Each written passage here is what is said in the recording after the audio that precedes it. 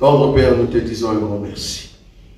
Assiste-nous, Seigneur, et accorde-nous l'intelligence qui vient de ta part, la sagesse qui surpasse tout homme, parce que tu es Dieu. La Bible dit, tu es le chef de l'homme, et l'homme est le chef de la femme. C'est parce que tu nous as ramenés à comprendre l'autorité que tu as donné cela à l'homme. Tu nous as montré comment marcher par rapport à l'autorité et à la soumission. Laisse que l'intelligence qui vient de ta part, Seigneur, nous soit donnée, afin de saisir la pensée des Écritures et ramener nos cœurs à la soumission de ta parole, parce que tu es Dieu. En ton nom, Jésus-Christ, que nous avons ainsi prié. Amen. Amen. Voilà, nous allons aujourd'hui, au fait, continuer sur les questions-réponses. Il y a eu des questions, je crois, le premier jour qu'on avait commencé, mais je dis, il faut attendre que je puisse évoluer. Nous avons évolué les dimanches sur 1 Corinthiens chapitre 11, à partir du premier verset jusqu'au 15e verset, pour voir l'utilité de ce qu'on appelle le voile. Nous avons démontré que porter le voile n'a pas commencé chez les Juifs, n'a pas commencé chez les Israélites, mais cela a commencé chez les Hébreux. Or, les Hébreux viennent d'Héber, comme Abraham, qui n'était pas un Israélite, Abraham qui n'était pas un Juif, mais Abraham était un Hébreu. Donc, les Hébreux ont eu au fait ces rituels, ont eu au fait cette façon de mettre le voile sur la tête d'une femme. C'était par soumission. Cela voulait dire, voilà, je me considère comme faible devant l'homme qui m'a épousé parce que c'est lui qui est mon autorité. Et deuxième élément, nous avons montré dans les livres de Nombre, je crois chapitre 5, verset 4, ou soit Nombre 4, verset 5, nous avons montré que, au fait, le voile couvrait la gloire qui était, au fait, l'arche de l'alliance. Ça va? L'arche de l'alliance. Et que le voile servait aussi de cacher la face de Moïse. Moïse qui était dans la présence de Dieu pendant 40 jours et 40 nuits. Quand il est descendu, sa face brillait, son visage éclairé, et le peuple ne pouvait pas le regarder avec cette gloire-là. Du coup, il mettait le voile. Ça va? Donc, le voile aussi cache la gloire. C'est là-bas que nous avons, au fait, entré dans les détails dans notre passage clé, c'est-à-dire 1 Corinthiens chapitre 11. C'est là-bas que nous avons vu que la femme, si elle doit mettre, au fait, le voile sur sa tête, c'est parce que cette femme, premièrement, elle est sous l'autorité dont elle dépend. Et deuxièmement, c'est parce qu'elle a sur sa tête la gloire que Dieu lui a donnée. Cette gloire, c'est quoi? C'est le cheveu. La chevelure a été donnée à la femme comme gloire. Et étant dans la nature, cette femme a le voile qu'on appelle la chevelure. Maintenant, quand elle vient dans le Seigneur, comme c'est une gloire, il faut cacher ta gloire dans la présence de Dieu. Parce que toute gloire doit être donnée à Dieu. Et non pas notre gloire, nous devons au fait, exhiber. Ça va? C'est comme ça qu'on avait vu. Donc, du coup, vous avez droit maintenant à poser des questions. Poser des questions dans la révélation, poser des questions dans la pratique de ce voile, du genre, parce qu'on nous a aussi posé des questions, hein, donc de bien-aimés nous ont envoyé des questions. Par exemple, la question c'est de savoir quel type de voile. Quand on dit voile, est-ce que je peux mettre un drap? Est-ce que je peux mettre un habit normal? Est-ce qu'il faut seulement le foulard? Est-ce que foulard égale voile? Et si je mettais un chapeau? Ce sont des questions comme ça. Donc, on nous a posé des questions par rapport à quel type de voile. C'est ce qu'on va voir si vous n'avez pas, en tout cas, de questions. Voilà. Qu'on me ramène de l'eau, s'il vous plaît. Voilà. Est-ce que vous avez de questions? Avant que je puisse toucher la question qui nous est donnée ici. Oui, maman. À peu près la même chose, la question. Oui. Casquette aussi. Oui. Et tu dis, maman, on vient dans casquette, les a toujours couvert la tête. Est-ce que ça bien ou pas? Voilà. Très bonne question. Est-ce qu'il y a encore une deuxième question? Comme ça, on mélange du coup.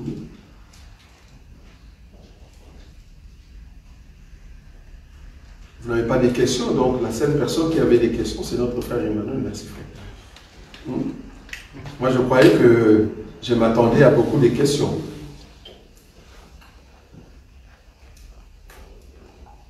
Il n'y a pas de questions?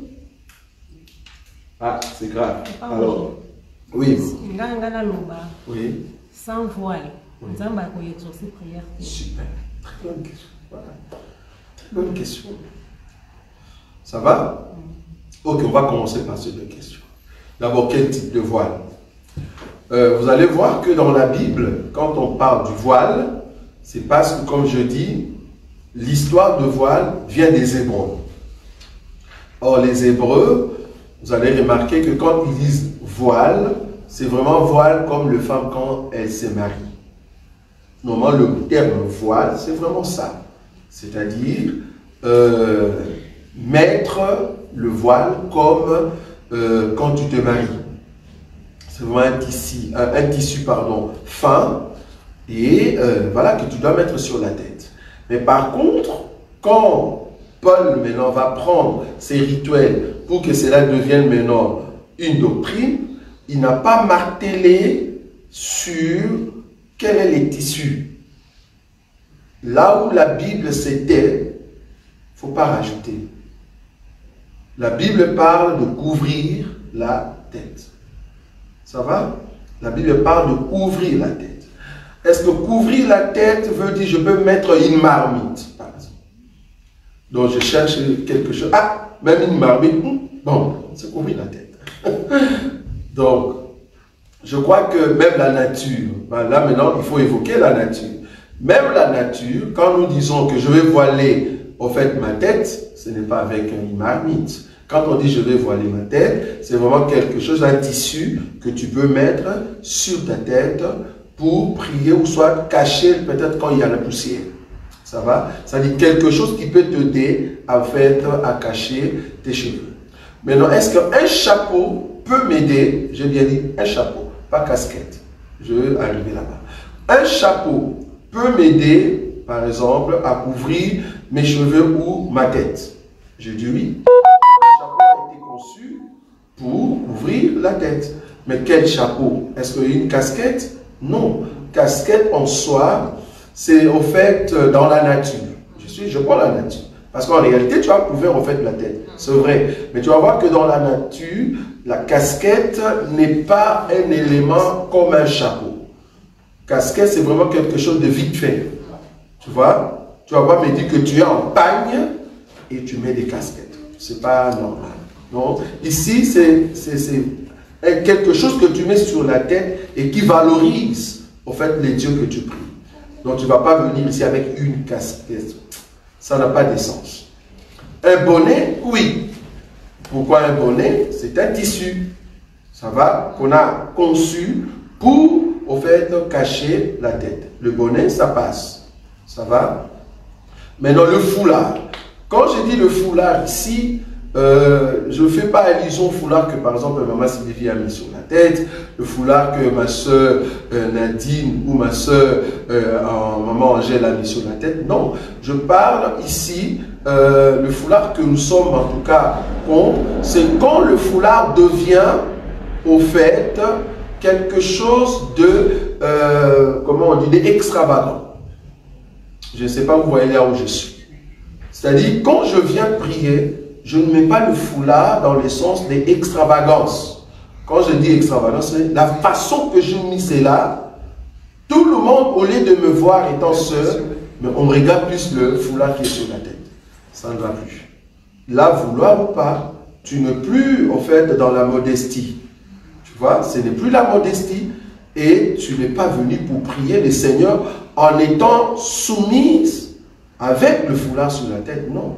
Ça, tu as dit, c'est vraiment un habit que tu concordes parce que tu veux à tout prix, ça va, tu veux à tout prix montrer aux gens que j'ai vraiment un foulard terrible. Quand il y a ça dans tes pensées, il faut éviter. Parce que le but ici, je veux commencer à prier, je mets directement quelque chose sur la tête.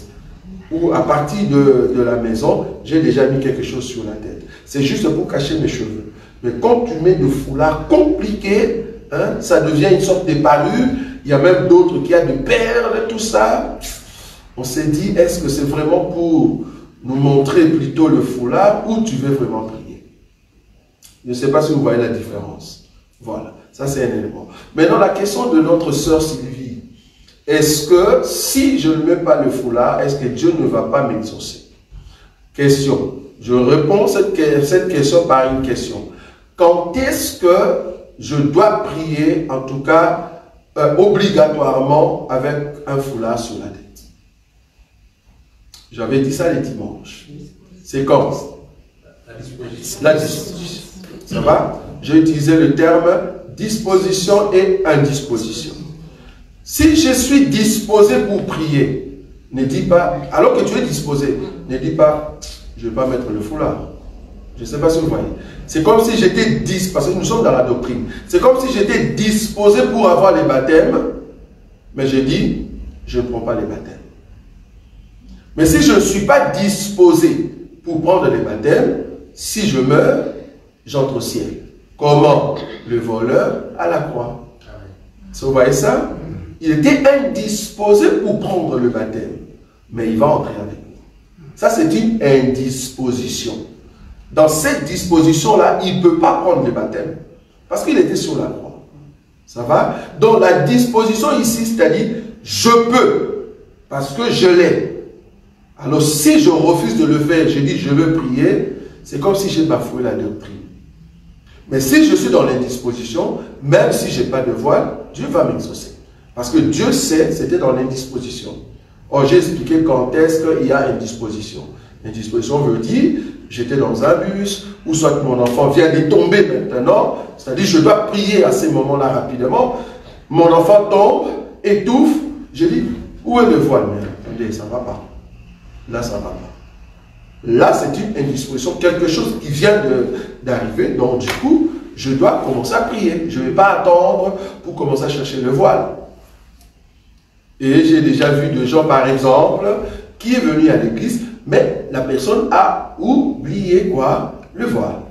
C'est une indisposition. Je ne sais pas si vous voyez ça. La personne vient au culte, je suis d'accord. Mais il s'est fait que la personne a oublié d'amener son voile. Mais si la personne prie, est-ce que Dieu va l'écouter, oui ou non? Oui. Pourquoi? La personne était disposée de venir au culte, mais la personne a oublié au fait de quoi? D'amener le voile. S'il prie, Dieu va l'écouter. Pourquoi? Parce que nous sommes dans la doctrine. Je suis à la maison, je sors de la maison, j'entre dans le bus, j'avais oublié mon abonnement. Ça va? J'entre dans le bus. En réalité, je fraudais, oui ou non? Si on m'arrêtait, je veux payer, on est d'accord. Mais est-ce que là, je pêche contre Dieu? Non. Normalement, je ne voulais pas, en fait, frauder. C'était par erreur que j'ai oublié quoi? L'abonnement. Si vous voyez la doctrine, comment est-ce qu'il faut l'expliquer? Quand il y a une disposition, il n'y a pas de péché. Mais quand tu le sais et que tu ne le fais pas, c'est pas que tu pêches.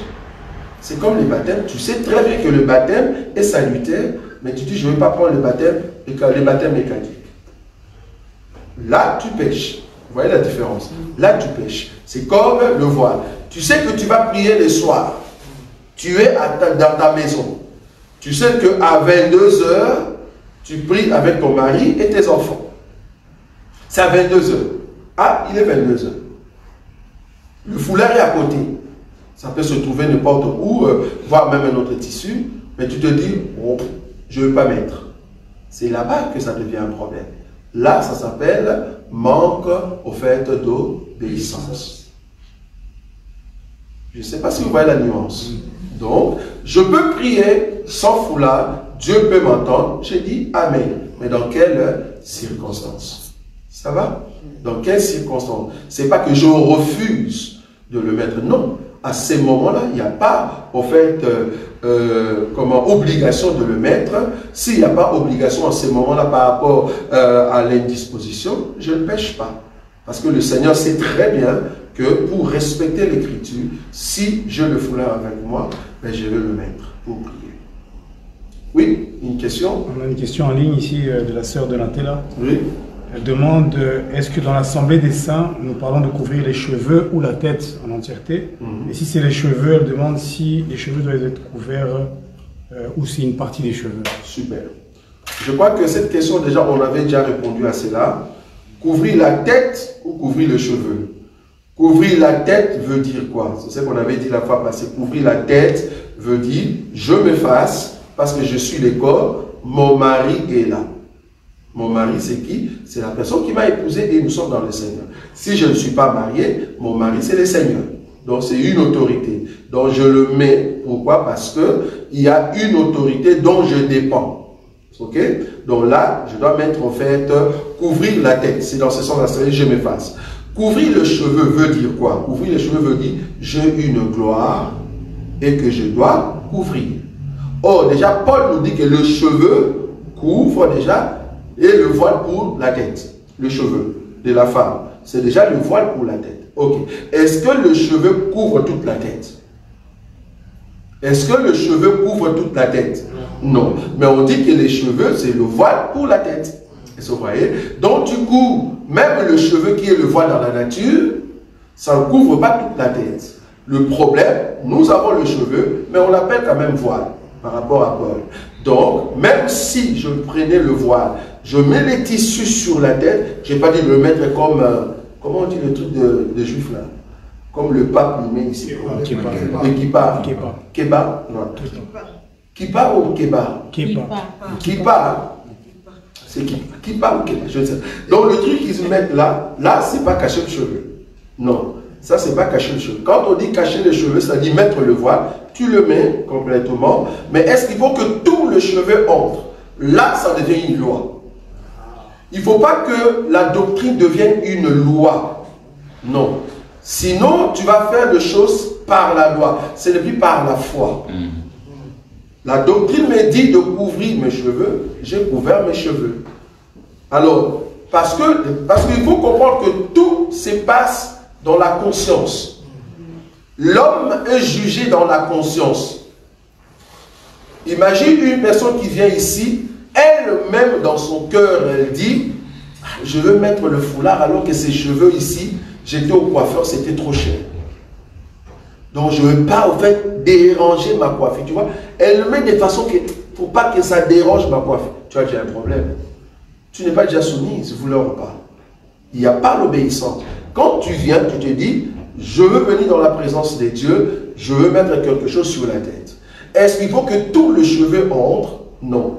Parce que même la chevelure qui est sur la tête de l'homme, sur la tête de la femme, ne couvre pas toute la tête.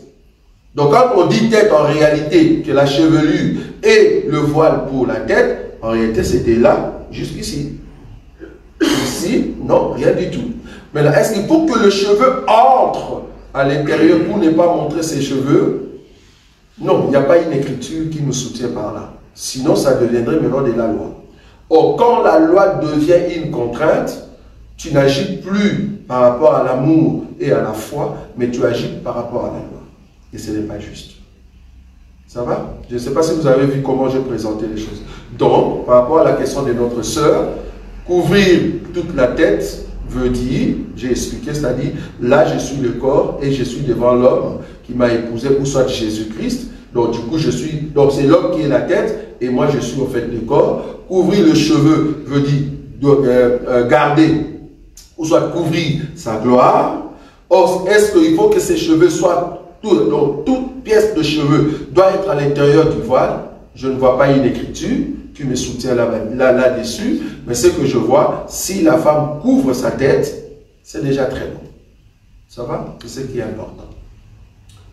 Une autre question qu'on nous a posée, je ne sais pas s'il y a encore une question là-bas, une autre question qu'on nous a posée, j'ai mes cheveux, mais mes cheveux sont courts, mais j'ai mis au fait de, comment on dit, plante, hein, c'est ça? Qu'on met comme ça, c'est quoi? Plante? Parce que je comprends toujours plante, perruque et mèche. Perruque. Ça va? Perruque. Ok. D'abord, la question que je veux, au fait, que j'ai soulevée ici, c'est une question qui nous a été posée. Une personne qui a mis, au fait, des perruques, est-ce que c'est aussi le voile? Parce que c'est en forme de chapeau, non? C'est en forme de jeûne. J'ai mes cheveux, mais maintenant je vais prendre une écriture pour comprendre quand est-ce qu'il faut mettre des perruques, parce que je vous avais dit qu'on va en parler. Quand est-ce qu'il faut mettre de mèches, de faux cheveux? Est-ce que c'est un péché de mettre de faux cheveux? Parce que nous ici, nous voulons voir une écriture. De la même manière que vous cherchez à montrez-moi une écriture, il faut nous montrer des écritures. Si vous n'avez pas une écriture, ne fabriquez pas. Ce n'est pas parce qu'une personne est venue avec une pensée de leur, je ne sais pas moi, doctrine humaine et qui a ramené, parce que je vous avais dit que nous allons parler sur les églises dogmatiques. Vous vous souvenez, non? Des églises dogmatiques et hérétiques. C'est-à-dire là où il y a de faux enseignements ou là où il y a des doctrines d'hommes. Donc du coup ici, je ne vois pas une écriture qui interdit à la femme de mettre au fait des perruques sur sa tête ou de faux cheveux comme eux ils appellent, ou soit de mèches. Je ne vois pas une écriture. Maintenant, ce que je vois dans l'écriture, c'est quoi? Je vais les prendre. Je vais prendre une écriture. Je suis dans cette écriture ici qui m'aide beaucoup. 1 Corinthiens chapitre 6.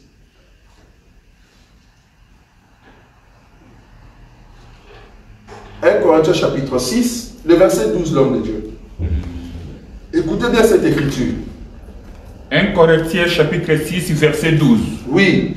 Tout m'est permis. Tout m'est permis. Mais tout n'est pas utile. Mais tout n'est pas utile. Écoutez la suite. Tout m'est permis, mais je ne me laisserai asservir par quoi que ce soit. Ça, c'est très bon, ça.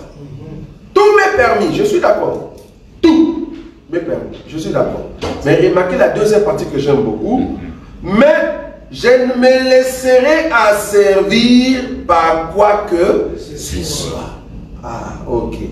Donc, si le cheveu, le faux cheveu, tu es asservi avec ça, abandonne. Abandonne. Donc tu es vraiment notre soeur. Depuis qu'on t'a connu, ça fait plus de 2 ans, 3 ans, 5 ans. On n'a jamais vu tes cheveux. Tout le temps, mèche. Si tu changes de mèche de 50, mèche de 30, mèche de 30, de 150. S'il n'y a pas 150 ce jour-là, c'est les mèches de 15. Hein? Les mèches de 15 qui sont trop fortes, tu vois. Quand tu dors, ça gonfle. Parce qu'il y a des soeurs qui sont comme ça. Avec le mèche, quand tu dors, ça gonfle. Ah, on comprend que, elle-même, elle savent, ça c'est le mèche de 15 €. Mais le mèche de 150 €, soi-disant, c'est les Brésiliens, je ne sais pas, ils appellent ça cabello. Et là, quand tu peignes, tu sens vraiment. Maintenant, là, on a changé même de forme. C'est vraiment des chapeaux, mais avec vraiment des cheveux comme de blanc. Parce qu'il faut comprendre que dans tout cela, il y a aussi ce qu'on appelle le complexe. Pourquoi je dis complexe? C'est apparemment, on a en fait mis dans la pensée de l'Africaine que tes cheveux ne sont pas beaux. Tu vois, ça aussi, ça joue. Là, si tu sens que tu es dans cette position-là, tu pèches pour rien. Parce que tu ne peux pas être asservi. Être asservi veut dire, j'aime pas mes cheveux, mais j'aime beaucoup les cheveux de blanc. Ça, tu es asservi. Parce qu'en réalité, tout m'est permis. C'est-à-dire, je peux mettre. Mais si je deviens esclave, parce qu'être asservi, c'est-à-dire, je deviens esclave de la chose. Je ne peux pas être esclave de mèche. Je suis d'accord. Pourquoi est-ce que tu mets de mèche? Ça, c'est une question. Je suis d'accord que tu vas mettre de mèche parce que tu veux protéger, par exemple, tes cheveux. Parce que j'ai déjà rencontré une femme qui avait la calvitie. Moi, j'ai vu des femmes comme ça. La femme, mais qui a la calvitie. Quand je dis calvitie, c'est vraiment comme la tête, je ne veux pas citer son nom, je vous dis. Regarde, il descend du coup. Comme la tête de mon frère Owen. Vous voyez? C'est-à-dire pas des cheveux. Quand il touche, c'est lisse. Pourquoi? Parce que la personne avait un problème au niveau de gènes. Tu vois? Dans les gènes de ses cheveux, c'est pour cela qu'il y a maintenant beaucoup. On peut quand même toucher cet élément. Est-ce qu'aller retrouver ses cheveux en Turquie, est-ce que c'est un péché? Ça c'est un bon sujet. beaucoup de pasteurs qui disent « Ah, il ne faut pas mettre de mèches. Ah, les femmes ne faut pas mettre de faux cheveux. » Vous avez déjà entendu ça, non? Mais vous, les pasteurs là, qui avez la calvitie au Congo, mais vous venez ici en Turquie, on vous implante des cheveux. Comment? Les cheveux qu'on vous a implantés là, est-ce que ce sont des vrais cheveux? Vous voyez? Vous dites aux femmes de ne pas mettre de mèches. Vous dites aux femmes de ne pas mettre de faux cheveux. Maintenant, vous, les pasteurs, qui quittez le Congo pour venir, ou l'Afrique, pour venir en Turquie, là, vous payez 1500 € parce que c'est moins cher. Parce que vous n'avez pas de cheveux, on retrouve le trou, hein, là où il y a des cheveux, et on commence à implanter, on appelle ça implantation. On commence à implanter de cheveux à l'intérieur. Hein? Dans chaque trou, la question, ces cheveux-là, ce ne sont pas tes cheveux? Oui ou non? Ce ne sont pas tes cheveux. Pourquoi maintenant toi, pasteur, tu acceptes que ça c'est bon? Soit-disant l'implant, la façon qu'on a implanté là, c'est bon. Mais le femme maintenant qui met des mèches, tu dis c'est pas bon. Mais tu n'as pas une écriture qui interdit cela. Quelle est l'écriture qui interdit une personne de faire ce qui s'est fait en Turquie? Il n'y en a pas. Si l'écriture, il n'y en a pas pour la Turquie, et alors pour les femmes qui ont de faux cheveux? Parce qu'il y a d'autres femmes qui mettent de faux cheveux parce qu'ils ont un problème au niveau de leur chevelure. Au niveau de leur chevelure, en fait, il y a même des femmes qui ont de trous. Je ne sais pas si vous avez déjà vu. Si vous voulez voir ça, allez seulement à Matongui le samedi. Le samedi, quand les mamans tressent leurs cheveux, dis seulement, tu passes seulement, tu chantes Yeshua Azali. Commence à regarder dans les salons là où il y a des mamans. Tu vas dire, ça c'est ma femme ou bien c'est une autre personne. Tu vas voir, il y a ce qu'on appelle l'opédie, alopécie. Alopécie, c'est quoi? C'est en fait une maladie qui fait que le trou ou le gène de ce que Dieu a créé dans la tête d'une personne commence à perdre sa force pour repousser au fait des cheveux. Alors du coup, tu vas voir que à force de fermer, de mettre des mèches ou des plantes, plus tu le mets, tu forces au fait le gène à l'intérieur. Après du coup, qu'est-ce qui se passe? Le trou à l'intérieur ne fonctionne plus. Tu vas voir que des femmes qui, quand ils étaient des enfants, leurs cheveux étaient là, mais à force de trop tresser les cheveux parce que tu veux à tout prix être belle, tu vas voir que leurs cheveux repoussent et ça commence là. Et puis là, du coup, c'est rien du tout, il n'y a rien du tout. Est-ce que vous voyez ça? Et maintenant, les femmes, qu'est-ce qu'elles font aujourd'hui? Avec cette honte-là, au lieu de laisser ses cheveux, et maintenant, qu'est-ce qu'elle fait? Elle commence maintenant à mettre des plantes pour cacher un peu cette image-là. Ou soit, qu'est-ce qu'elle fait? Elle met tout le temps, au fait, le voile. Moi, en tout cas, je ne prêche pas ici à une femme d'avoir tout le temps le voile sur sa tête, vouloir ou pas. Le cheveu que Dieu a créé sur la tête d'une personne, d'un homme, a besoin de respirer. Si le cheveu ne respire pas, vouloir ou pas, tu auras un problème de migraine. Tu vois, à chaque fois que tu fermes ta tête pendant un long moment, c'est-à-dire la tête ne respire pas, vouloir ou pas, tu auras un problème de migraine. C'est comme quelqu'un qu'on a mis dans un plastique, alors que tu bouges, en réalité tu dois transpirer. Si vous êtes long, vous allez voir que même les sachets transpirent. Or, toi tu as fermé, alors que tu marches, tu es en mouvement. Quand tu respires, ben voilà, tu ne respires pas assez. Donc, vouloir ou pas, il y aura des migraines. Donc, je ne vois pas une écriture qui interdit à une femme de cacher ses défauts-là. Par contre, l'écriture que moi je vois, est-ce que tu es asservi à ça? C'est-à-dire, tu es devenu esclave. Là, il y a un problème. Tu ne peux pas devenir esclave. Nous ne pouvons pas être esclaves de quelque chose. Nous sommes esclaves de Christ. Nous ne pouvons pas être esclaves, au fait, de faux cheveux. Ça, du moins, j'ai l'écriture. Ça va? Donc, je peux mettre ces perruques-là pour cacher mes défauts parce que tout m'est permis. La question, c'est de savoir pourquoi je le mets. Ben, je le mets parce que j'ai un problème, par exemple, au niveau de la tête. Mais si je le mets parce que c'est trop cher pour que les autres voient, je t'en prie, ne le mets pas. Parce que là, tu veux montrer aux autres. Là, tu veux montrer aux autres. Et la question serait, pourquoi je dois mettre de mèches ou de faux cheveux jaunes? Mais je ne suis pas albinos. Si j'étais albinos, je comprends parce que un frère albinos qui a des cheveux jaunes, écoutez bien l'enseignement, un frère albinos qui a des cheveux jaunes, c'est la nature que Dieu lui a donnée.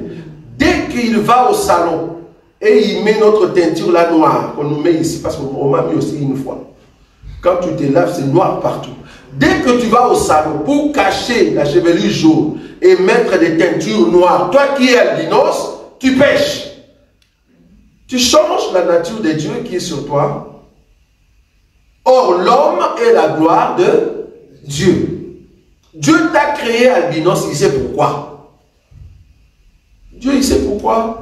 Donc, si tu vas dans ce sens, tu dis, j'aime pas mes cheveux jaunes. Il faut commencer à me mettre de couleur noire, là, hein, bien dessiné, mais noir. Alors que toi, tu as des cheveux jaunes. Ça ne va pas. C'est de la même manière, Dieu t'a créé avec des cheveux noirs. Mais pourquoi tu mets des cheveux rouges sur toi? Il y a même d'autres qui mettent jaune, d'autres qui mettent vert. On comprend que ça s'appelle parure. Or, la parure est défendue dans la Bible. Et ça, vous voyez, c'est là. Il y a une différence entre protéger ses cheveux, mettre des plantes noires, parce que j'ai les cheveux noirs, et mettre des cheveux jaunes. Jaune, vouloir ou pas, ça s'appelle parure. Vouloir ou pas. Il y a même d'autres qui mettent du blanc. Pourquoi tu as mis du blanc? Et puis quand il met du blanc, il fait double fois péché. C'est-à-dire il met du blanc ou jaune, mais donc il met ici, là, et ce qui reste ici, il tire, et ça colle, et puis là, il peint aussi en blanc. Donc, tu as peint tes propres cheveux en blanc, premier péché, et deuxième péché, tu as rajouté des cheveux jaunes. Je parle ici pour l'église. Si tu es païen, tu peux le faire. Moi, en tout cas, un païen qui a mis n'importe quel cheveu, en tout cas, excusez-moi de le dire ici, parce que nous l'avons déjà dit, si tu es païen, comme on voit aujourd'hui, une personne qui était, soi-disant, chanteuse dans les choses de Dieu, Nathalie Makoma, j'ai cité son nom, parce que c'est une personne qui a séduit beaucoup de personnes. Mais aujourd'hui, quand tu la vois, elle n'a que des cheveux jaunes, rouges, verts. Ça, nous disons, elle n'a jamais été enfant de Dieu. Elle n'a jamais connu le Seigneur. Pourquoi? Parce que personne ne peut perdre les saluts. Or, une personne qui est dans le péché, on le voit. Là, on comprend que c'est au fait le chien qui est rentré à la nourriture qu'il avait vomi. C'est tout. C'est au fait le porc qui est rentré dans la saleté. Donc ce n'est pas une sœur en Christ, non. Parce que je vois des gens qui disent « Ah, priez pour notre sœur, elle est au fait dans les camps de l'ennemi. » Non. Nous croyons que celui qui est notre sœur ne peut pas être dans les camps de l'ennemi. C'est comme un pasteur qui commence à tuer les gens. Il n'a jamais été pasteur, c'est tout. Parce que nous croyons que personne ne peut perdre les saluts. Ou soit tu n'as jamais rencontré, alors tu vas rencontrer. Je ne sais pas si vous voyez là où je suis. C'est-à-dire, tu n'as jamais rencontré le Seigneur. Là, maintenant, les gens disent que tu es rétrogradé. Non, en fait, tu n'as jamais rencontré le Seigneur. Parce que comment tu peux tomber si bas, juste à commencer à tuer les gens? Ça n'a pas de sens. Ça n'a pas de sens. Comment est-ce que quelqu'un qui est chrétien, une personne qui se dit chrétienne, et qui est président de la République, c'est pas possible ça. Vouloir ou pas, tu vas donner l'ordre qu'on puisse tuer les gens. Vouloir ou pas. Tu vas mentir quelque chose. La vérité réelle du pays, tu ne vas pas le dire. Tu sais très bien ce que vous faites, mais tu ne vas pas le dire. Or, la vérité, c'est quoi? C'est de dire tout haut ce que les autres ne savent pas le dire. Mais toi, président de la République chrétien, non, c'est pas possible ça. Ou soit, tu vas dire des vérités, mais on doit te tuer. Ou soit, tu dois quitter le pouvoir. Parce que tu ne sauras pas. Ça va? Donc, un enfant de Dieu ne peut pas mettre de cheveux jaunes sur la tête. Je suis d'accord que tu peux mettre de faux cheveux, mais il ne faut pas que ça devienne des parures. Parce que nous allons voir parure, pudeur et modestie après. Donc, si ça devient des parures, on comprend que ce ne sont plus de cheveux que tu veux montrer, mais c'est plutôt le plan que tu as mis sur ta tête. Est-ce que vous avez vu? vous n'avez pas bien éclairci sur le chapeau, donc le perruque là, si ça fait remplacer. Ah oui, ok, merci beaucoup. En fait, je n'avais pas terminé. Donc, du coup, si j'ai mis, au fait, ces perruques-là, j'ai mis par rapport à l'enseignement, c'est-à-dire mes cheveux sont noirs, et je ne le mets parce qu'il y a une utilité, parce que s'il n'y a pas d'utilité, pourquoi je le mets? Tout est utile, mais tout n'édifie pas. Ça va? Tout me permet. Ok. Donc, si j'ai mis ça, c'est parce que c'était une utilité. Ok. Maintenant, je viens avec ces perruques-là à l'église. Normalement, en réalité, le perruque remplace mes cheveux. Le perruque en question, je l'ai mis en titre de quoi? En titre des cheveux. Donc, je l'ai remplacé en titre des cheveux. Donc, quand je viens à l'église, ben, je mets le foulard. Je mets le foulard. Donc, une personne qui a mis, au fait, de perruque sur la tête, ou soit de mèche, quand tu viens ici, tu mets encore ton foulard sur la tête. Parce que le mèche en question remplace, au fait, en quelque sorte, tes cheveux. Ça va? Oui, maman.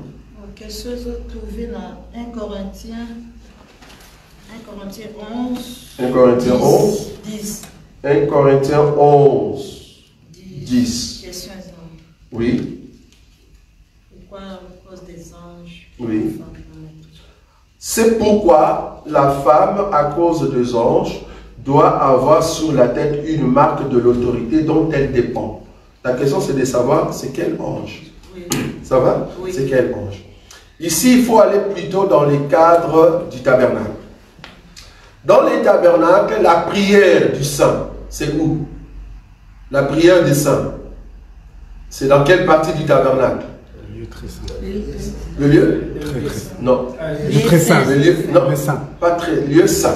Voilà. Pas le lieu très saint, parce que dans le lieu très saint, il n'y a pas encore la prière là-bas, parce que les 24 vierges ne sont pas encore là-bas. Ça va? Donc la prière de saint, c'est dans le lieu saint. Pourquoi? Parce qu'il y a un autel. Là où il y a quoi? L'encens. Là où Aaron doit mettre l'encens, et la Bible dit la fumée en question. C'est la prière de saint. Ok, remarquez. La prière de saint qui est montée, juste derrière, il y a ce qu'on appelle le rideau. Est-ce que vous voyez ça? Le rideau, c'est l'épée. Est-ce qu'on a déjà enseigné ça ici? On a déjà enseigné, non? Oui. Le rideau, c'est ça qui empêchait pour que personne ne puisse pas entrer là-bas. Pourquoi j'appelle ça épée? Parce que toute personne qui doit entrer là-bas doit mourir. Il y a même d'autres qui sont partis trop loin, alors que ça ne se trouve pas dans la Bible. Ils ont dit que Aaron, le sacrificateur, il entrait dans les lieux très saints, mais pour entrer là-bas, il faut le mettre des cordes. Je ne sais pas où est-ce qu'ils ont trouvé cette écriture-là. Il faut le mettre des cordes. Pourquoi? Parce qu'il va mourir là-bas. Alors, comme personne n'est entré là-bas, il faut le tirer. Il n'y a pas cette écriture-là. Aaron ne peut pas mourir là-bas dedans. Non, il ne peut pas mourir. Parce que Aaron est l'image de quelqu'un. S'il doit mourir, il doit mourir dehors. Donc, quand Aaron entrait, il était saint. Et il sort saint. Ça va? Il n'y a pas une écriture là où on dit que Aaron, on le mettait la corde sur son pied pour qu'il ne puisse pas mourir là-bas et pour que personne puisse le tirer. Donc du coup, quand Aaron, il se pourrait qu'il meure dans le lieu très saint et on va le tirer avec cette corde-là. Cette écriture-là, il n'y en a pas. Il n'y en a pas. Ça va? Donc du coup, il y a un rideau. Le rideau, c'était l'épée. Pourquoi l'épée? Il faut aller dans les jardins d'Éden. Quand l'homme a péché, Dieu a dit, ah, mettons le chérubin, est-ce que vous voyez ça? Mettons le chérubin pour protéger l'arbre de vie. Comme ça, l'homme ne doit pas passer. Est-ce que vous voyez cette écriture-là? Le chérubin avait l'épée pour que l'homme ne passe pas. Or, les rideaux aussi, c'était l'épée. Le rideau, c'était l'épée. Maintenant, les anges qui écoutent la prière de saint ou le prière de saint, c'est qu'ils remarquent, c'est qu'ils observent dans la prière, c'est l'obéissance. C'est pour cela qu'on a dit, l'obéissance vaut mieux que le sacrifice. Donc quand tu pries, c'est que les anges regardent, c'est l'obéissance. Quand les anges venaient, ils disent, Dieu a entendu ta prière par ton obéissance. C'est l'obéissance. Maintenant, une femme qui vient pour prier, mais qui n'obéit pas à Dieu, devant les anges, ça ne va pas. Parce que le rideau en question était dessiné au fait avec des archanges, c'est-à-dire des chérubins. Mais des chérubins en colère. Vous voyez? Donc, c'est-à-dire la prière de saint faisait que Dieu puisse nous écouter. Mais il faut remarquer que quand Jésus est mort à la croix, parce que le rideau cherchait au fait quelqu'un qui pouvait tuer. C'était une épée, ça va? Et quand Jésus est mort, il n'y avait que son sang qui pouvait avoir l'accès jusqu'à l'intérieur. Comme Jésus est mort, la seule personne qui a pu déchirer le rideau pour que nous ayons accès, c'est notre Seigneur Jésus. Mais depuis les temps d'Adam, cette épée-là n'était pas encore, en tout cas, sortie de main de chérubin. Donc, du coup, la prière de saint, quand nous prions, les anges regardent l'obéissance. Ça, c'est un. Deuxièmement, les anges représentent aussi toi et moi. Ici. Donc, dans le milieu des anges, dans le milieu des serviteurs des dieux, ce n'est pas, au fait, bienséant pour une femme de prier sans avoir le voile sur la tête. Donc l'ange en question, ça peut être les anges au ciel, ça peut être aussi le peuple des dieux. Je crois que j'avais donné cette écriture par rapport à Aaron. Remarquez que Aaron, quand il entre dans les services avec le peuple, c'est là-bas qu'il met quoi? Le voile. Mais quand il est avec Moïse, il n'a pas besoin de voile. Deuxièmement, remarquez Moïse, quand il est avec Dieu, il n'a pas besoin de voile sur sa face, mais quand il est devant le peuple, il met le voile. Donc le peuple, c'est les anges, par obéissance, et Dieu, c'est lui qui écoute nos prières. Normalement, quand nous venons, ce n'est pas seulement par rapport à Dieu, c'est par rapport à ceux qui nous entourent pour voir l'obéissance aussi de l'enseignement. Donc ici, les anges peuvent être les anges dans le ciel, et ça peut aussi représenter les anges que toi et moi, nous sommes. Ça va? Parce que, attendez, il y a une écriture qui dit, enfin, il y a une version de la Bible qui dit que, là, il parlait à Job, il pose la question à Job, où étais-tu quand j'ai créé la terre? Et Dieu commençait à dire, quand il créait, puis il dit, quand les fils des dieux, ça va, acclamaient, tu vois? On a dit, quand les fils des dieux acclamaient. Ok. Ça, c'est une version. Mais dans d'autres versions, on dit, le fils des dieux, là, ce sont des anges. Quand les anges acclamaient. Question. Quand Dieu créait, c'était les anges qui sont dans le ciel qui acclamaient, ou c'était toi et moi dans la prédestination qui acclamaient? C'est nous. Je ne sais pas si vous voyez la nuance. J'aime toujours, quand je pose une question, vous comprenez la nuance. Je répète la question.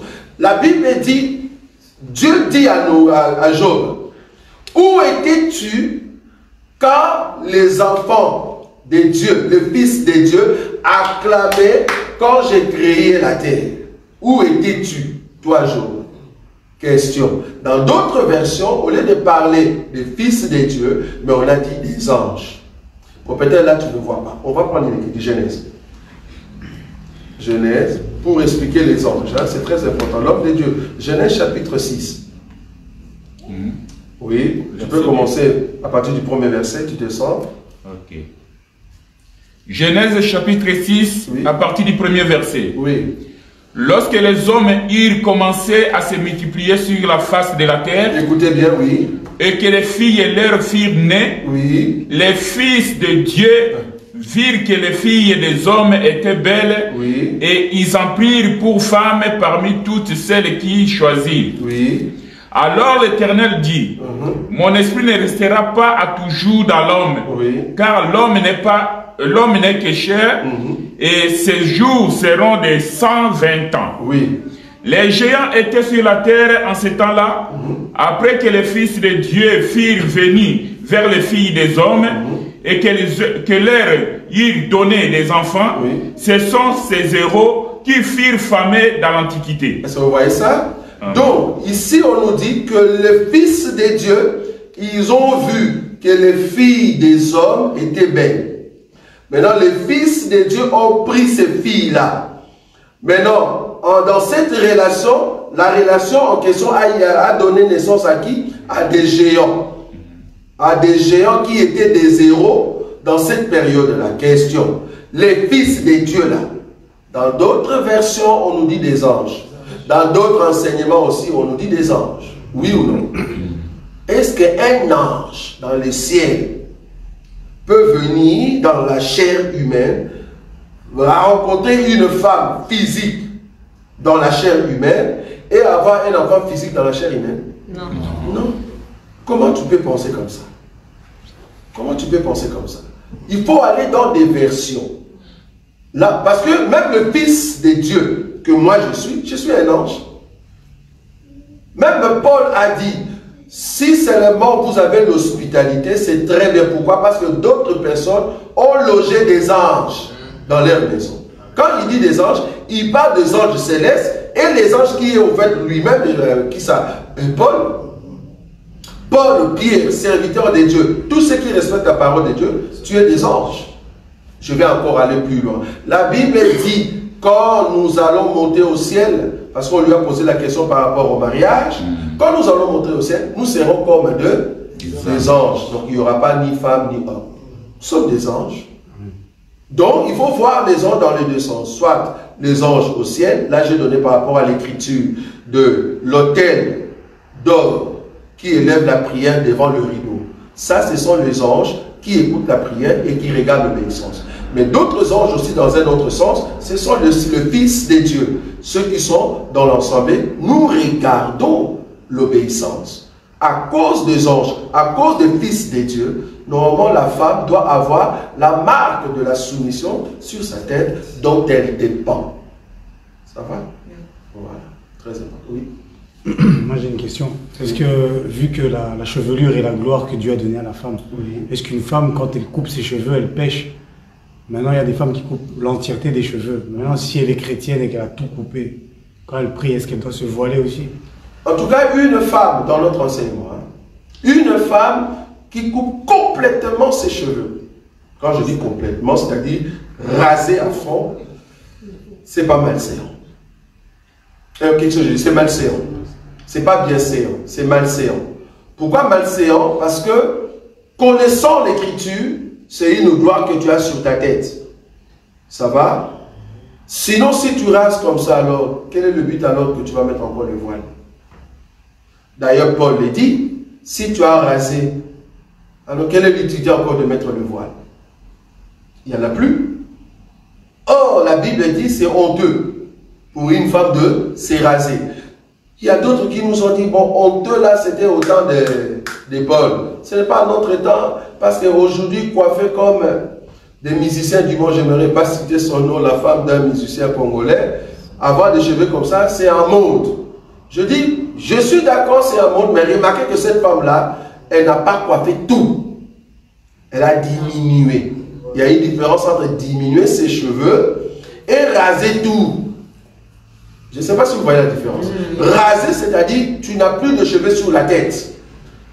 À moins que tu veux jouer, comment on dit, les Wakanda. Si tu veux jouer les Wakanda, alors va jouer comme les dames des Wakanda. Elles n'ont pas de cheveux. Si tu veux jouer dans ces films-là, vas-y. Mais nous, ici, ce n'est pas possible dans notre évangile. Une femme ne peut pas enlever toute sa gloire comme ça. Non. Parce que c'est une gloire que Dieu t'a donnée.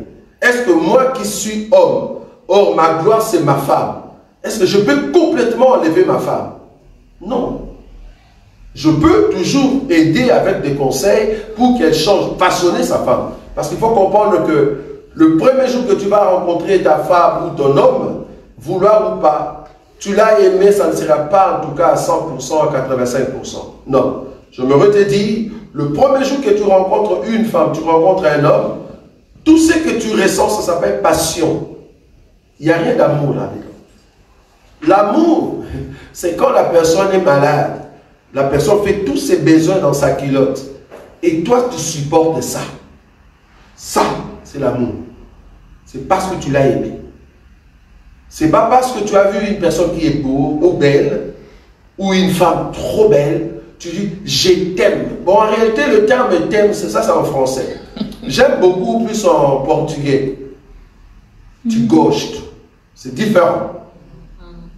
Mais tu ne peux pas dire « je t'aime » à une personne que tu viens de rencontrer. Non, non, non. Tu es un menteur. Pour m'aimer, il faut qu'on puisse vivre. C'est là-bas que l'amour est né. Parce que l'amour, c'est une conception. Tu ne peux pas avoir cet amour du jour au lendemain. Non, il faut vivre avec la personne. Il faut voir le côté mauvais de la personne, et le côté dur de la personne, et le côté bon. En tout cas, il n'y a pas que de mauvais. Là, on dit, voilà, il y a l'amour. Mais parce que tu m'as vu dans une fête en costume, beau, joli, tu dis, ah, la personne a l'argent. Ah, excusez-moi, je t'aime. Ah bon, tu ne sais pas si je suis sorcier. Tu ne sais pas si je ronfle à fond la nuit. Je ronfle à fond, je chante. Hein? Quand j'ai dit ronfler ici, parce qu'on avait notre retraite ici. Papa nous rigole. Nous avons fui ici. Nous avons fui dans la salle parce qu'on ne voulait pas être là parce que moi je suis un grand chanteur. Je chante pas mal, je fais des basses terribles. Et j'ai dit avec mon frère que je n'aurais pas cité ici. On chante bien. Et si on est là avec vous et qu'on dort, vous n'allez pas dormir. Les duos là, ah, vous n'allez pas dormir. Vous savez commencer à danser la nuit. Donc, il y a d'autres, tu dis la personne va s'étouffer ou non. Tu vois, toi tu ne connais pas à ce niveau-là. Et puis si tu prends la photo, puis pour me photographier, tu vas dire, est-ce que c'est la personne que j'ai vue dans la fête, oui ou non? Rien que la bouche. Vous voyez, ça, c'est là-bas qu'il y a l'amour. Supporter ça. Vous voyez ça? Donc, du coup, ici, une femme qui enlève ses cheveux, non, c'est pas bon. Donc, c'est pas une écriture. Donc, du coup, même ma femme, je ne peux pas l'ôter complètement. Mais je l'aime avec beaucoup. Donc, je façonne sa façon d'être petit à petit. On a commencé à 15% au départ quand je l'ai rencontré. Mais on commence à grandir dans l'amour et on monte petit à petit jusqu'à ce que nous allons atteindre 75, 80, 85. Ça va? Mais quand vous ne grandissez pas, c'est là qu'il y a un grand souci. Ça va? Oui, enfin, il est là. Ok. Oui, de rien. La première question était par rapport à la maman qui a posé la question là. Oui. Moi, je m'étais posé. Tu peux parler à haute voix pour les gens qui nous écoutent. Ok, la première question concernait les anges. Oui. Mais la maman a déjà posé la question. Super. Alors, puisque la parole dit qu'il était important aux anges qu'une femme couvre la tête. Aux anges? Oui. Comment ça? Oui, quand vous lisez les versets disent là. Oui. Ça dit comme ça. Oui. Comment vous pouvez lire ça? Les versets 10. La femme, à cause des anges, doit avoir une marque sur la tête dont elle dépend. À cause des anges. Oui. Ça veut dire que c'est important pour les anges. Oui, mais j'ai expliqué quel ange. Hein? J'espère que tu as déjà compris. J'ai expliqué les deux aspects des anges. Est-ce que si je te posais la question, est-ce que c'est important pour toi que moi je mette en pratique la doctrine? Oui. Voilà. Donc c'est important pour moi aussi que ma soeur mette en pratique, au fait, la parole de Dieu. Oui, une autre question? Est-ce que Dieu se soucie-t-il de ce qui est dans le cœur ou de ce qui se trouve sur nos têtes? Non, Dieu se soucie au fait de l'obéissance. On a dit ça, peut-être que tu n'étais pas là. Nous avons dit que l'obéissance vaut mieux que le sacrifice. Ok. Quand est-ce que cette obéissance doit se faire? Parce que tu n'étais pas là. Parce que la première question qu'on a commencé, quel type de voile et à quel moment? Ça va? Donc nous avons dit ici, il se pourrait que je ne puisse pas mettre le voile. Mais dans quel moment? Ça va? Dans quel moment? Et nous avons vu ça. Donc du coup ici, est-ce que Dieu se soucie, comme tu as dit là, de notre cœur ou soit du voile qu'on a mis sur la tête? Non, Dieu sait qu'il regarde dans l'homme. C'est l'obéissance. L'obéissance à sa parole. C'est ce qu'on a toujours dit. Si Dieu me dit, à partir d'aujourd'hui, toute personne qui va toucher cette manette dans la salle, pêche. Je vais écouter, juste toucher.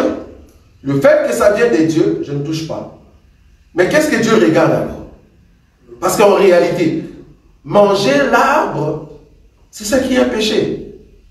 Je mange le fruit, la marbre. Est-ce que c'est ça qui est un péché? Non, c'est l'obéissance à la parole qui est sortie de la bouche de Dieu. Que toi tu dis non, je ne le fais pas. C'est ça qui est un péché. Parce qu'en réalité, seulement couper le fruit et manger, c'est ça le péché. C'est parce que je n'ai pas respecté ce que Dieu dit, ne touche pas. Ok, je vais encore plus loin. Seulement frapper sur un rocher 2 fois. Et Dieu, tu m'empêches d'entrer en Canaan. Frapper. J'ai frappé 2 fois. Et tu m'empêches d'entrer à Canaan. Est-ce que Dieu se soucie-t-il du cœur de Moïse qui avait besoin de voir Canaan, ou soit il se soucie de la pierre que Moïse a frappé 2 fois? Ah, Dieu regardait l'obéissance. Est-ce que vous voyez la différence? Voilà, très important. Oui. Ok. Bon, je vois que tu commences à tomber petit à petit, je t'avais dit. Vas-y. Dans la même lignée, puisque je me posais la question de l'impact de la prière avec le voile. Le voile et sans le voile, soit avec les chapeaux, sans les chapeaux. Ça, je peux répondre. L'impact de la prière avec le voile ou sans, c'est la même chose. C'est-à-dire, quand je prie avec le voile, Dieu écoute. Quand je prie sans voile, dans l'indisposition, Dieu écoute. Parce que tu n'étais pas là, donc on ne va pas rentrer là-bas. Donc on a déjà expliqué l'indisposition et la disposition. Alors, il y a aussi le passage qui dit que la femme est la gloire de l'homme. Oui. De quelle femme la Bible parle? Ah, merci. Voilà, on va prendre cette écriture. C'est 1 Corinthiens toujours chapitre 11. Hein? Oui. 1 Corinthiens chapitre 11. Il est dit...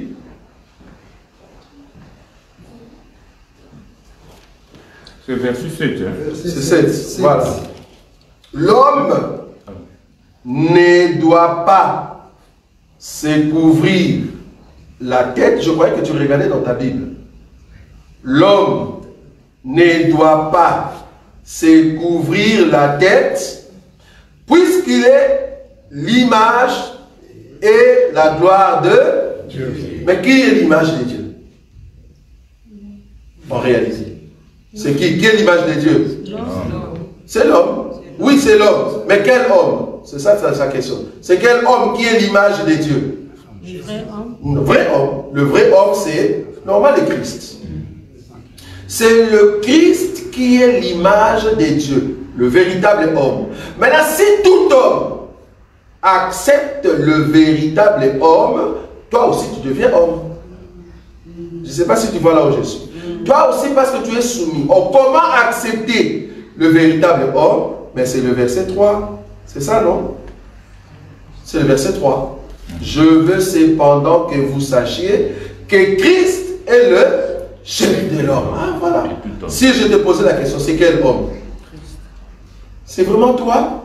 Mais il faut que toi, là, tu puisses accepter que Christ soit ton chef. Là, c'est bon. Si Christ est ton chef, alors on parle de l'homme qui est dans l'église. Et si l'homme est le chef de la femme, on parle ici de la femme qui est dans l'église. Donc c'est notre sœur qui est dans l'église. Ça va? Oui, donc on ne parle pas de ceux qui sont dehors. Oui, c'est la seconde question concernant aussi. Ah donc j'ai répondu directement. Ah, je t'avais dit que ça va commencer à tomber, tu vois. Ah oui. Oui. Parce que quand on dit la femme soit soumise, ça regarde qui soit soumise à l'homme. Oui. Tout homme ou... Non, à son mari. On parle de son mari parce que l'autorité dont elle dépend. Attendez, est-ce que maman Nadine dépend de ton autorité? Non. Elle dépend de mon autorité. L'autorité dont elle dépend. Comme elle est là, elle ne dépend plus de l'autorité de ses parents. Oui ou non? Oui. Pourquoi? Parce que j'avais déjà racheté l'autorité parentale qui était sur la tête de ma soeur. Donc du coup, elle n'est plus soumise à l'autorité parentale. Donc, elle n'a plus l'autorité de ses parents. Donc, l'autorité dont elle dépend, c'est mon autorité. Tu vois ça? Maintenant, l'autorité dont l'homme dépend, c'est quelle autorité? Christ. Maintenant, si la personne ne croit pas que Jésus existe, alors que c'est un homme, est-ce que Dieu considère que c'est un homme? Non. Non, Dieu le considère comme étant animal. C'est ça la différence. Donc, nous qui sommes en Christ et Jésus, nous sommes des vivants. Donc, quand on dit homme, c'est en Christ et Jésus. Toi qui as Christ, le véritable homme, et la femme que tu vas épouser en Christ et Jésus. Pourquoi? Parce qu'elle a la vie. C'est seulement dans l'église. Parce que ici, nous sommes à l'église. Ça va? Oui, encore? Donc, ça. Quand vous parlez sur les voiles, oui. La femme doit couvrir la tête. C'est vrai, je ne sais pas là. Oui. Et ce sont des signes ou comment mettre ça ici, c'est comment couvrir toute la tête. Merci. La femme qui ne couvre pas toute la tête. Merci. Elle a couvert, par exemple, ici c'est les mains. Okay. Elles sont différentes ou comment? Merci. Quand elle prie. Voilà, comme tu as dit, tu n'étais pas là, on a déjà répondu à ça. Ok. La Bible dit que la chevelure lui a été donnée comme un voile. Le verset 15. C'est ça, non? La chevelure de la femme lui a été donnée comment? Comme un voile. Question. Est-ce que la chevelure de la femme couvre toute la tête? Oui. Non. Toute la tête. Par rapport aux musulmans, ça c'est autre chose. Mais donc, oui. Quand vous parlez de la tête, c'est à partir d'ici, tout ça. Ah, tu as une écriture pour ça. Tout ça, à partir d'ici. C'est ici. Oui. Ok, voilà. La tête. Oui. Et quand on parle de cheveux, il y a l'espace spécifique là où les cheveux se trouvent. Mais super. C'est sur la tête. Super. Quand on dit les cheveux, couvrir la tête. Couvrir la tête, on ne couvre pas toute la tête. Oui. Là où se trouve cette gloire-là. Oui. Ça veut dire, si vous couvrez, vous allez couvrir une partie seulement ici. Oui. L'autre partie reste dehors. Ça veut dire la gloire n'est pas couverte. Non. Pourquoi? Parce que c'est ce qu'on a vu tout à l'heure. Je repose encore la question. Verset 15, on nous dit que la chevelure lui a été donnée comme voile. Voile sur quoi? Sur la tête. Parce que c'est le voile sur la tête. Question. Est-ce que le voile qu'on appelle chevelure, est-ce que couvre toute la tête? Là, la tête, on va passer au sens large. Bon, là, tu commences à réfléchir. Moi, je suis dans l'écriture. Ne réfléchis pas, parce que plus tu réfléchis trop, tu vas appeler l'intelligence humaine. Faites attention. Voilà, attention. Là, tu réfléchis. Ne réfléchis pas. Je pose une question. C'est une question simple. Tu es là. Les femmes sont là. Nos soeurs sont là. Elles ont des cheveux sur la tête, oui ou non? Oui ou non? Paul nous dit que la chevelure de la femme, nos soeurs qui sont là, ça s'appelle voile sur la tête. Oui ou non? Okay. Maintenant la question. Est-ce que le voile en question couvre toute la tête? C'est tout. Voilà. Tu réponds c'est non. Ne souffre pas. Tu dis c'est non. En fait là tu as dit vrai. Parce que si tu dis oui, tu auras un problème. Parce qu'on va commencer à te poser la question. Qu'est-ce que tu appelles tête? Parce que nous aurons dans l'écriture que quand on dit par exemple il est beau, et il est bon, comment on dit l'écriture il est bon et pour le frère de demeurer ensemble. Il est bon, doux et agréable aux frères de demeurer ensemble. On peut trouver cette écriture-là. Remarquez comment elles sont pas. Hein? On peut trouver sur cette écriture-là. Oui. Remarquez la tête. Hein? On va voir la tête là-bas. Il est beau. Psaume 133, verset 1. Psaume 133. Est-ce que tu peux lire? Oui. Lisez. Qui a trouvé ça? Psaume 131, c'est ça? 133, verset 1. Psaume 133, verset 1. Je lis au nom de Jésus-Christ. Oui. Cantique des degrés de David. Voici, oh, qu'il est agréable, qu'il est doux pour des frères de demeurer ensemble. Oui.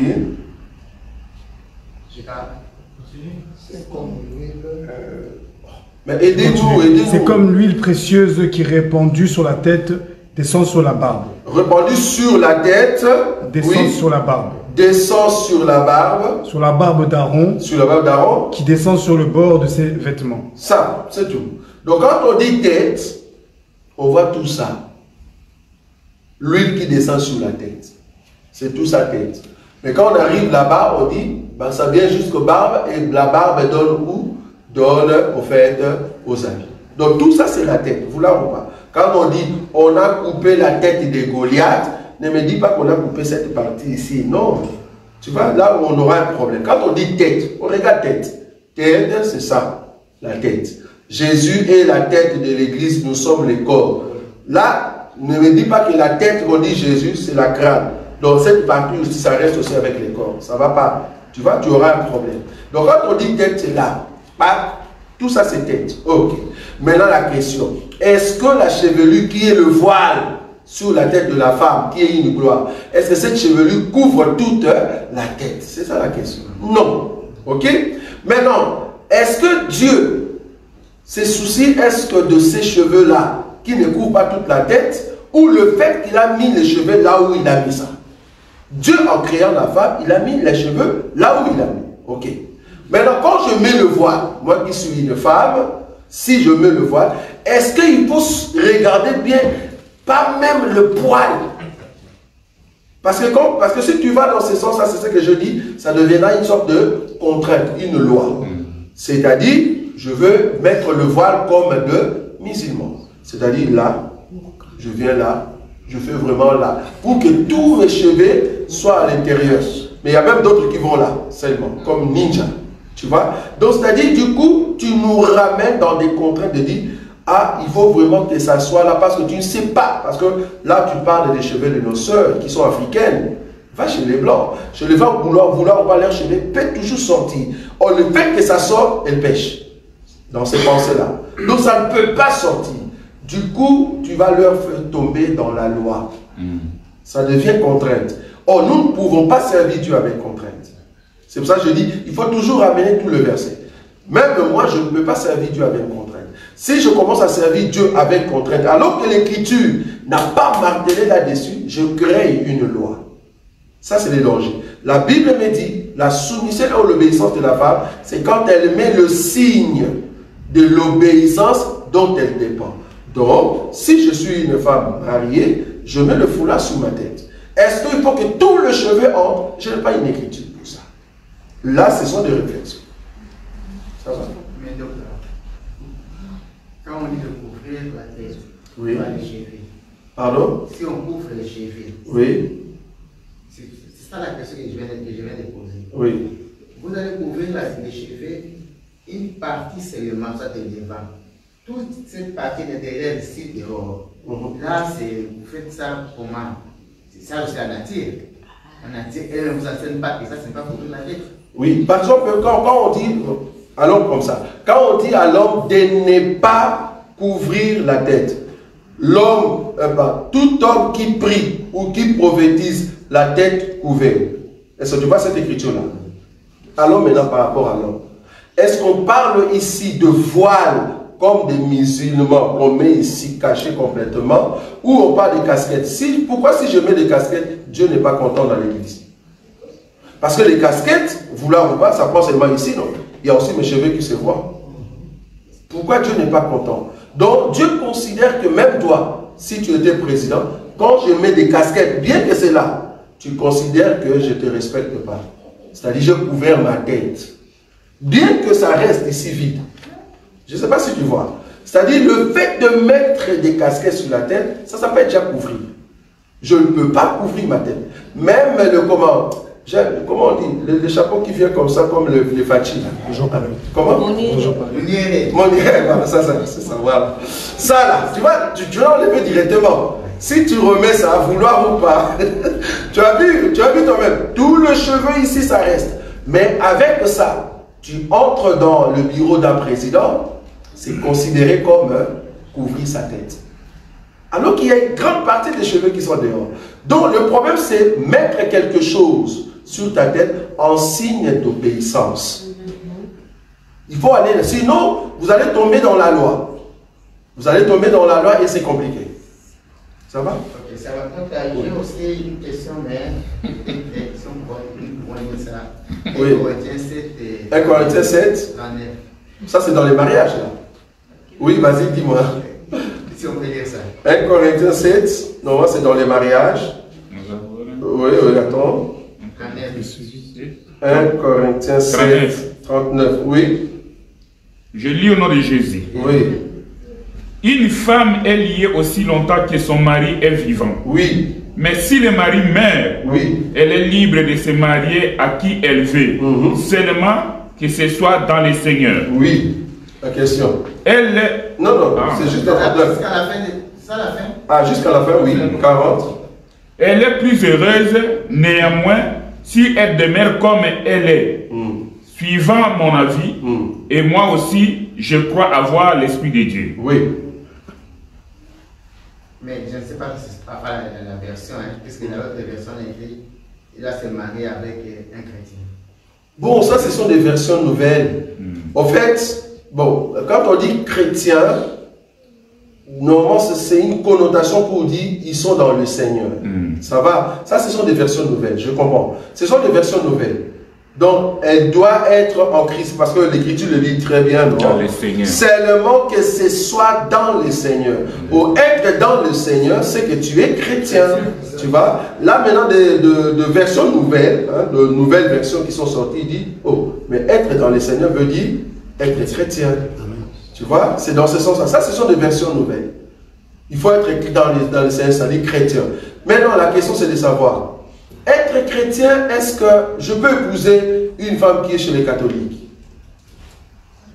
Là, ça change. Là, maintenant, il faut définir c'est quoi être dans le Seigneur. Il faut me définir. Est-ce que dans le Seigneur veut dire aller à l'église catholique ou rester assis dans les Écritures? C'est rester assis dans les Écritures. Donc, je veux épouser une femme qui est assise dans les Écritures. Je comprends la différence, la nuance. Donc, je suis d'accord avec eux dans cette version-là. C'est juste. Donc, si on dit, elle doit se marier seulement un chrétien ou un chrétien, pardon, je suis d'accord avec eux parce qu'un chrétien, c'est ceux qui sont dans les saints. C'est pour ça que nous disons que tous ne sont pas chrétiens parce qu'ils vont à l'église. Non. Pour être chrétien, c'est-à-dire une personne qui met en pratique la parole de Dieu, tu dois épouser cette personne-là. C'est juste. Ça va? Encore une question? Il faut poser des questions, c'est très bien ici. Donc, si vous n'avez pas de questions, c'est terrible. Parce que moi, je peux aller encore plus loin avec des questions. Plus loin avec des questions. J'avais aussi une autre question, docteur. Oui, allez-y. L'impact de la prière, faites exemple dans l'assemblée, en dehors de l'assemblée. Oui. Quel impact? La communion. La communion. C'est-à-dire la prière faite dans l'assemblée et faite en dehors de l'assemblée, c'est juste la communion. Parce que tu vas voir que nos sujets ici, nos sujets, c'est plus le sujet communautaire, c'est-à-dire dans la communion. Remarquez, je vais donner une écriture. Quel est l'impact de la prière de Pierre lui-même et l'impact de la prière que l'Église a fait au sujet de Pierre? Remarquez, la Bible dit que l'Église priait alors que Pierre lui-même dormait. L'impact de l'assemblée a fait que Dieu a envoyé un ange pour aller faire sortir Pierre de la prison. Et lui-même, il dormait.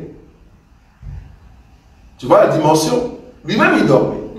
Ok, ça c'est la première écriture. Deuxième écriture, la Bible dit, on a frappé Pierre et Jean parce qu'ils ont prié pour cet homme qui était devant les temples. Ça va? Devant les temples et tout ça. On a frappé. Pourquoi? Parce qu'ils ont prêché au nom de Jésus. Et la Bible dit, ils étaient contents. Pourquoi? Parce qu'on les a infligés de coups à cause du nom de Jésus. Mais remarquez quand ils sont revenus. Ils ont dit ça à l'assemblée. Ils ont prié et la Bible dit, là où ils se trouvaient, trembla. Est-ce qu'une personne elle-même peut prier et les lieux tremblent? Non. Parce que c'est l'impact seulement toi. Tu vois ça? Parce que là, ça devient une vision. Mais là, c'est la présence d'un mouvement. Ça fait quoi? Ça fait bouger les choses. Même chose avec le jour de la Pentecôte. Une personne seulement, si tu pries, vouloir ou pas, ça n'allait pas faire en tout cas le mouvement qu'il y a eu ce jour-là à Jérusalem. Et parce qu'ils étaient au nombre de 120, là, ça bougeait. Et tout le monde a couru pour dire, mais qu'est-ce qui se passe ici? C'est ça la différence. Donc, la prière que tu fais à la maison, Dieu écoute. Nous disons Amen. Mais la prière dans la communauté, dans l'assemblée, c'est aussi très important. Et quand je crois Paul dit par exemple, n'abandonnez pas vos assemblées, quand on dit n'abandonnez pas vos assemblées, cela ne veut pas dire n'abandonnez pas l'assemblée des élus, n'abandonnez pas l'église catholique, n'abandonnez pas l'église des combats spirituels. Non, Paul ne voulait pas dire ça. Quand il dit n'abandonnez pas vos assemblées, cela veut dire, il faut d'abord définir c'est quoi assemblée. Assemblée veut dire là où il y a la nourriture. Et cette nourriture est mangée par le peuple qui sont tout autour. cette assemblée-là, là où nous mangeons la nourriture, il ne faut pas abandonner. Si partout je pars, je trouve la même nourriture, il ne faut pas abandonner cette assemblée-là. Je ne sais pas si tu vois la différence. Voilà. Cela ne veut pas dire les dénominations, non. N'abandonnez pas telle dénomination, non. Donc, si seulement les églises du monde avaient tous ou toutes la même nourriture, mais on n'a pas besoin de donner des noms, nous tous, on allait être seulement église telle. Parce que nous avons la même nourriture. Mais remarquez, sur une même rue, vous avez 10 églises.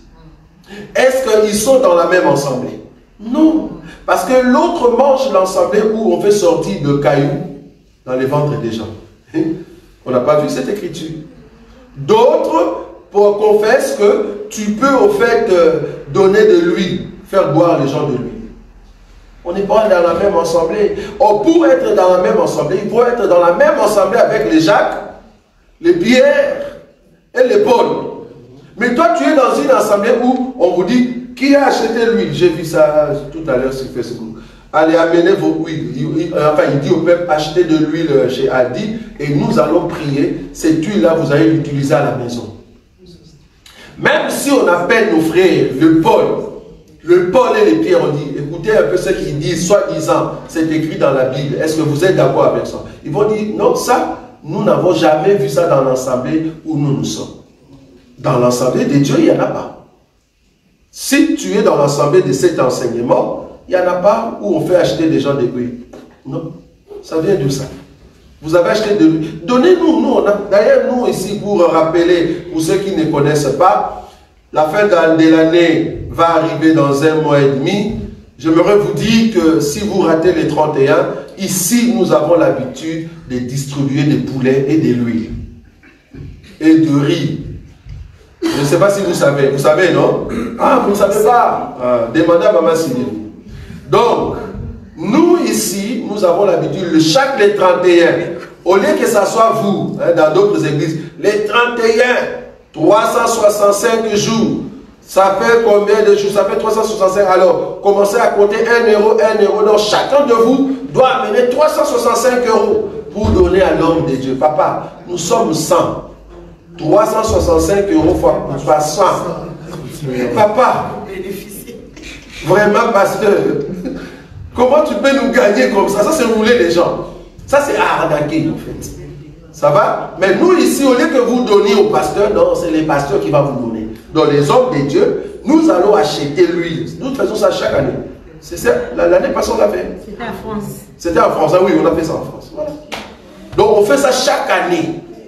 Donc, les 31, ceux qui seront avec nous, vous allez rentrer avec du poulet, de l'huile. Bon, nous allons voir parce qu'avec Maman Sylvie, on peut toujours rajouter beaucoup de choses. Ça. Donc, nous allons voir en fait l'argent que nous aurons et nous allons acheter. Donc, notre souci, c'est quand vous rentrez le premier, vous préparez la nourriture que l'Église vous a donnée. Voilà. Donc, du coup, il y a, le problème, c'est l'ensemble. Ça va? Donc, vous êtes dans quel ensemble? Donc, du coup, si vous êtes dans l'assemblée, là où il y a la bonne parole, gloire à Dieu. Ça va? Oui. Si je vous demandais, quand on parle des femmes, y a-t-il un âge? Est-ce qu'il y a un début d'âge pour une femme de porter le voile même quand elle prie? Super, donc tu n'étais pas là dimanche, tu étais là? Non. Ah, tu n'étais pas là dimanche? Non, je n'étais pas là dimanche. Voilà, il faut avouer, il n'y a pas de souci. En fait, quand nous disons femme ici, quand est-ce qu'une femme doit porter au fait le voile? Parce que quand tu touches le femme, il faut aller aussi de l'autre côté.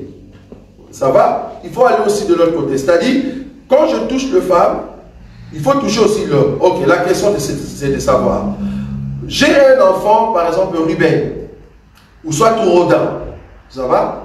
L'enfant du pasteur. On l'amène ici à l'église, le petit était ici, je ne sais pas, j'ai vu dans les images, le petit dansait pas mal le dimanche. Il était juste à côté de maman Angèle, et maman Angèle qui regardait. Le petit a au fait 8 ans. Et Ruben n'a que 12 ans. Ça va? Est-ce que Ruben, dans l'ensemble ici, bien que c'est un petit, peut mettre des casquettes sur sa tête? Pourquoi pas? C'est parce que c'est malséant. Tu vois là où je suis? Du coup, chez la femme, c'est la même chose. On n'a pas l'âge pour être homme. c'est l'obéissance. C'est l'obéissance qu'on regarde. Si Ruben ne peut pas mettre de chapeau alors que nous sommes ici, alors qu'il n'a que 12 ans, l'autre n'a que 8 ans, mais on trouve que c'est malséant d'être ici dans un milieu, c'est irrespectueux de porter les casquettes, même si c'est un enfant. C'est de la même manière pour une petite fille, parce que nous avons dit que son autorité c'est Christ, pour une petite fille de 8 ans, de 12 ans, même si tu n'es pas marié, alors mets quand même le voile par signe d'obéissance. On avait dit ça le dimanche. Ça va? Des questions? Ah oui, maman, allez-y. Moi, j'aimerais savoir, pour cette femme qui est insoumise à l'homme, oui. Alors, est-ce que cet homme est censé soutenir toujours cette femme ou peut-on la répudier? Ah, là tu es dans la question du mariage. Nous sommes dans... C'est Emmanuel qui a commencé ces questions-là. Je comprends qu'il provoque tout le temps de sujets de... Mais ça, c'est on est dans le sujet du mariage. On peut garder cette question parce qu'on va quand même toucher le mariage avant les 31. Ça va? C'est très bien. Oui, maman? Une question. Ce que ils ont obligé, moi, si nous sommes à l'église, oui. à la voile. Oui. Ah, ce qui est obligatoire, ils ont obligé. Est-ce que c'est obligatoirement toute femme qui se marie à l'église de porter le voile? Non. En tout cas, dans notre évangile, même le voile là en question, on ne force pas les gens. Nous, on croit que c'est un habit normal. Tu peux venir en raffia. Ben oui, donc l'habit, c'est pas ça qui compte. Nous, ce qui compte ici, c'est quoi? Nous, ce qui compte, on va te poser la question. Est-ce que le père de la femme a accepté ta dot? Si tu nous dis oui, c'est tout. Nous, qu'est-ce qu'on fait? Pour nous, on dit le mariage est conclu. Donc, nous, l'église, ce qu'on regarde, c'est ça. On vient ici, on dit merci Seigneur parce que le mariage a été au fait réalisé. Maintenant, si toi, tu veux t'habiller en bagne, en voile, en raffia, en écorce de manier, c'est toi. Mais si seulement ça respecte 1 Timothée, chapitre 2, le verset 8 à 9, c'est-à-dire pudeur, modestie et quoi? Modestie. Modestie, pudeur et décence. C'est tout. Si ça respecte, il n'y a pas de souci. Tu peux mettre tes voiles, tu peux venir si tu fais les semblants, comme on a dit la fois passée, des femmes qui mettent la tête comme ça par soumission. Ça, c'est toi. Mais nous, on te conseille déjà que c'est notre sœur telle. Pourquoi tu fais la tête comme ça, comme si ce n'était pas toi? On comprend, c'est juste, comme on dit, l'ousite. C'est-à-dire le respect. Mais nous, ce ne sont pas les habits que nous, on regarde. Nous, on regarde, est-ce que le mariage a été réalisé auprès des parents? Donc, tu n'es pas obligé. Et d'ailleurs, un conseil que je peux donner à mes sœurs et à mes frères qui ne sont pas encore mariés et qui nous regardent par ces médias et qui ne sont pas encore mariés, si vous voulez vous marier, au fait, moins cher, venez chez nous. Sinon, vous allez prendre des salles trop chères. J'ai été au Congo, en tout cas, ma nièce a pris une salle de 15 000 balles. J'ai dit, si c'est, je vous dis, 15 000 $. J'ai dit, non, bah, si vous avez l'argent, tu peux te faire de plaisir, pourquoi pas. Mais je trouve que c'est du gâchis. C'est du gâchis.